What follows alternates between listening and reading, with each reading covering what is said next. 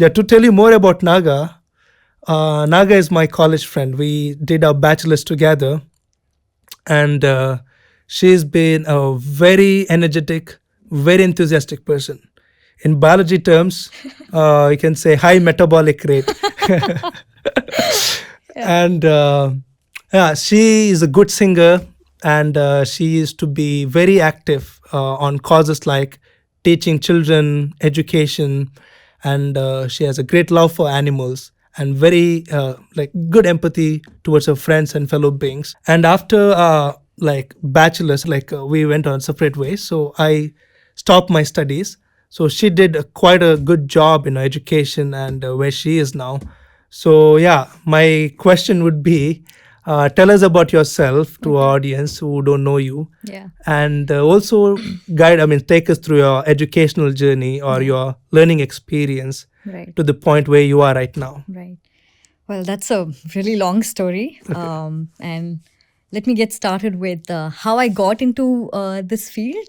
If I Yeah, can yeah, answer sure, that. definitely.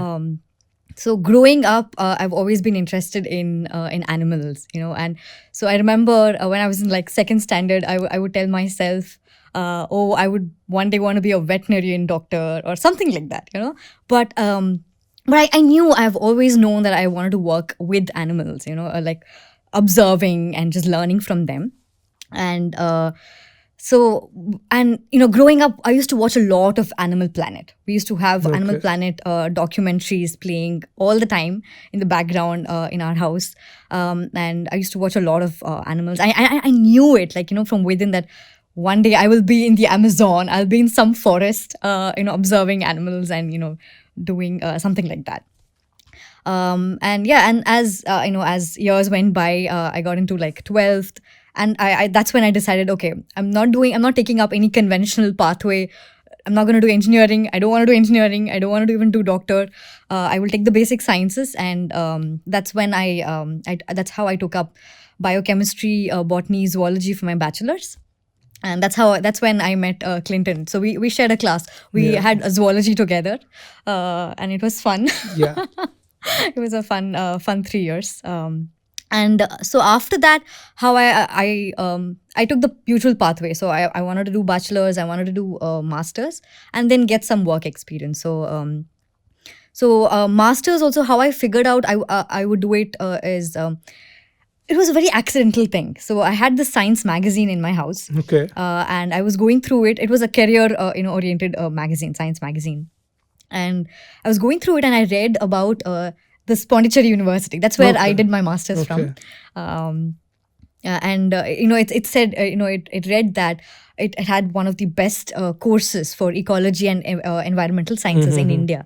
And I just looked it up and I applied, Okay. and I had an exam, and I just got through it. Okay. There was an entrance exam for Yeah, there was that. an entrance Okay. exam for that. And yeah, 2 years went by actually quite good. What was your master's? It was in ecology and Ecology. environmental sciences. Okay. Yeah. And this was 2017 to 2019.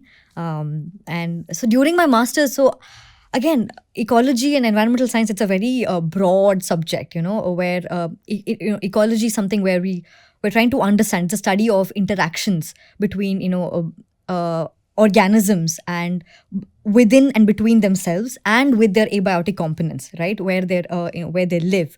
And it's a very broad subject, and I had really good set of friends who were working on very different aspects of wildlife. So one of my few of my good friends are working with like reptiles, they're working with birds, and some varied topics they're working on. And I because I was watching Animal Planet, growing up watching Animal Planet, I was always interested in animal behavior, Okay. and especially primates, because primates are our ancestors. We actually diverged from primate ancestors. Our cousins, basically. Yes, yes. Some people would not like that. Okay.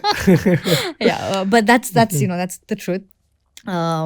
So it's a very just to understand how they are, because we get insights into our own Correct. behavior, in the way we are, our own evolution. So that's how I really got into primates by masters, by masters. And So I had a couple of, I did my internships in the forest, but this was not, related to primates back then. But I was looking at forest systems, forest growth, regeneration, and all of that. Wow. Okay. Yeah. So you had a good understanding on ecology. Yes. I had a good understanding of ecology. So for my internship, what we did was I was actually affiliated with an institute from Bangalore, and they have a long-term study going on in KMTR. KMTR is this, the full form is Kalakad Mundanturai Tiger Reserve. Okay. It's in Tamil Nadu, in Tirunelveli district. And so I was there for like a few weeks. And what we were trying to do is we laid camera traps Wow. on on certain trees. We were specifically looking at Myristica. There is a tree called Myristica bedumi. Why specifically? So no, this was a part of a project, Okay, which okay. my supervisor, the guide who I was working with, he was trying to monitor the seed predators. The animals that would come to feed on the seed of this tree. Oh. And try to see the what kind of animal species, what is the density of the animal that way, and also look at recruitment. Recruitment is so the seeds would fall, right, and then certain seeds will not certain seeds would be fed by animals, Yeah. and certain seeds would be there and will germinate, Correct. and then they grow, right. So I was trying to estimate the saplings, the growth of it. So we had laid certain quadrate plots, 1 meter by 1 meter quadrate plots in the forest. Okay. And then we we like measured the height of the saplings and all of that. And also the density. The density of that particular tree species saplings. So it was a very short project, and we were looking at it in two different habitats. Okay. One is a slightly very evergreen, pristine habitat. One is a slightly closer to the road kind of habitat, So yeah, that was a short stint. And that is where I noticed there are these primates. Okay, lion-tailed macaques and Nilgiri langurs and bonnet macaques, right? And lion-tailed macaques, a lot of studies have been done on lion-tailed macaques, okay, because it's this majestic species. It's an endangered species, and so a lot of people work on that. But Nilgiri langur, and I was observing them, and then I also used to read up a little bit of literature on them, and I saw that not a lot of studies have been done. Okay. So I got curious. I'm like, okay, I think I have to study Nilgiri langurs. Yeah, Nilgiri langurs. So that's how I decided to do my master's dissertation on Nilgiri langurs. Okay. Yeah, but again, it was a very short period, again for 2.5-3 months. But this was behavioral observations. I was doing behavioral observation in a slightly human modified landscape. Okay. So when I say human modified, it is because there is a lot of disturbed, it's a disturbed forest. There's eucalyptus plantations, and humans are entering this forest, to collect maybe honey or timber. Yeah, not timber specifically, but these. So eucalyptus trees are there inside the forest. Okay. So they would go to chop that down. So that would make a lot of noise still. It still disturbs the the setting in which these primates are in. So I was trying to see how how their behavior changes, or and because it was such a short span of time, I couldn't have another study site where I could where I could compare. Oh. So I was just doing it in one site, but it was still, I made some interesting observations. Like? Yeah, I'll come to that. So I saw that they were feeding on Lantana camara. So Lantana camara is this invasive species, plant species, Okay. Which is actually native to South America. Okay. But now it's rampant. In India, it's rampant everywhere. And it's actually a huge threat to forest systems, tropical species, because it's so easy for it to disperse. And it grows very quickly. That's the invasive characteristic of it. Correct. And so that's why I observed them. I observed that they were feeding on on the leaves of, so which had not been noted earlier.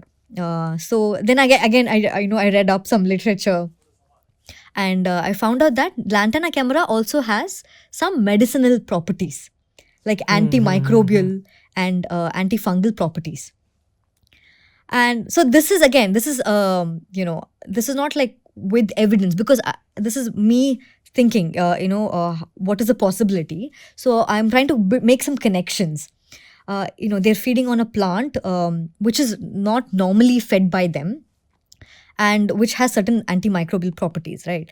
And they're living in a slightly human modified landscape, a human modified region. So I'm trying to connect that, possibly their stress levels are high. Okay, because of, disturbed, and because of stress, your, there is a whole pathway, because, if your stress levels increase, your immunity can suppress for some time, because of which you can be more susceptible to diseases, something like that. So then I was just trying to connect, okay, and this is not like with evidence or something. So, just observation. Yeah, this is like, trying to make some connections from reading literature. So then I thought maybe they're feeding on this plant species to cure themselves from certain diseases that they might have acquired because of this pathway. So then I actually read up more.